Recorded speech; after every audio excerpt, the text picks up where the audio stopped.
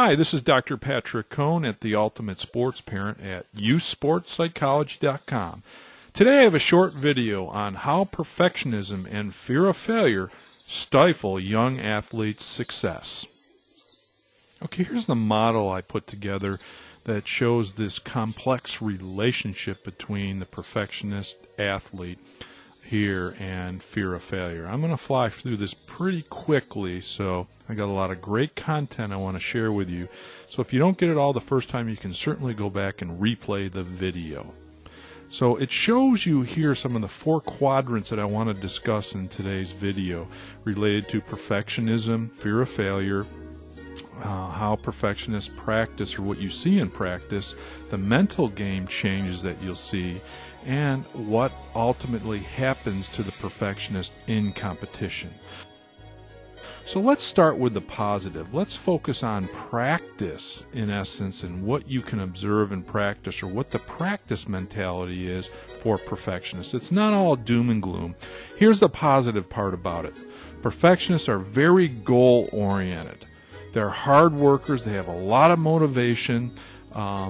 They have a lot of practice self-confidence. They love to train, and therefore are a great practice player or performer, very coachable. So coaches actually love this type of an athlete. So this is the positive end of perfectionism. What I'm going to talk about in a little bit is that often the fear of failure drives some of these as well. Let's talk about some of the specific fears associated with fear of failure now and perfectionism. Those two are closely linked in my book.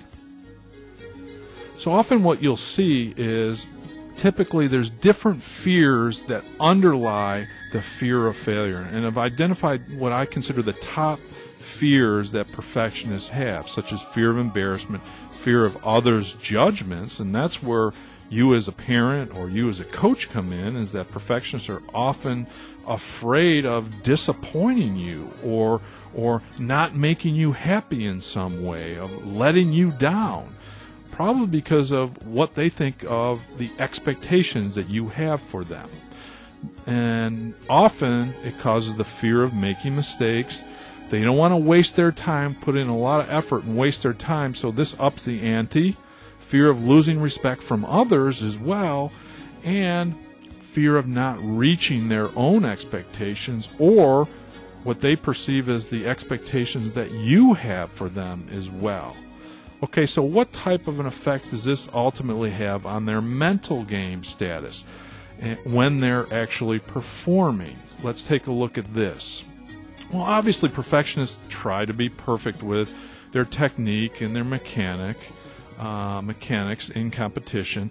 They have very high expectations for their performance, and in my book, high expectations is not what you want. It's high confidence is what you want. You've heard me or talk about that, or you've read that in some of the articles that we've done. There's often a lack of competitive self-confidence or confidence in games compared to what they've had in practice.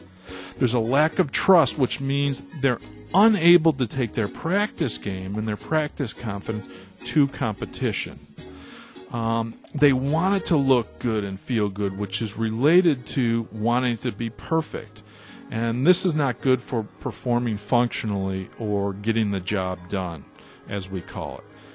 As I mentioned, there's a fear of making mistakes, and often they try too hard, which leads to excess tension in their physical game and in their mental game as well. So what happens then in competition ultimately? Let's take a look at that for a second. Well, they perform tentatively. They perform on the defensive. They're often afraid to take risks and step out there and do what they're capable of. I'm sure you've seen that. They're often too focused on others, which is a huge distraction, to say the very least, when they're focused on other people, called social approval. I've mentioned that earlier. They don't want to disappoint their teammates. They don't want to disappoint their parents or a coach. They feel anxious and tense in competition, which is related to, once again, the fear of failure and afraid of making mistakes. They get frustrated easily because of their high expectations and not achieving their expectations. They get frustrated very easily. And then they can't perform in the present moment because they're so focused on results. They're so focused on, well, what is my mom or dad going to say if I don't perform perfectly today or if I don't win today? So those are some of the issues that you'll see in competition with the perfectionist athlete.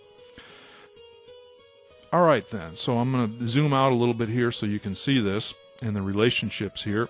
Once again now, fear of failure often drives the athlete in practice to be a hard worker and work really hard because they don't want to embarrass themselves and look silly out there. And often the fear of failure, and I should draw a relationship to the mental game, creates some of the mental game challenges that they have, and therefore they can't perform their best in competition. So this is really a complex area, and it's not just about teaching your athletes how to set goals and visualize. I tell that to my MGCP students all the time. It's about these complex relationships between fear of failure, the mental game, how they go about practice, and some of the changes that happen in competition. Now, many of you know that my sister and I, Lisa Cohn, will be coming out with a program that will help parents and coaches help athletes kick perfectionism and fear of failure. Here's a spy photo of the cover of the program. Now what you need to do is complete the priority notification list on the bottom of this page to be the first to be notified when we have more content or when we produce or bring out this new program, which is due out very soon. If you're not on the page, go to usesportspsychology.com/video1.php. That's /video1.php at usesportspsychology.com. You'll be the first to be notified when we have more content or we come out with our new program to help perfectionist kids kick perfectionism. That's all for today. Thanks very much. We'll talk to you soon.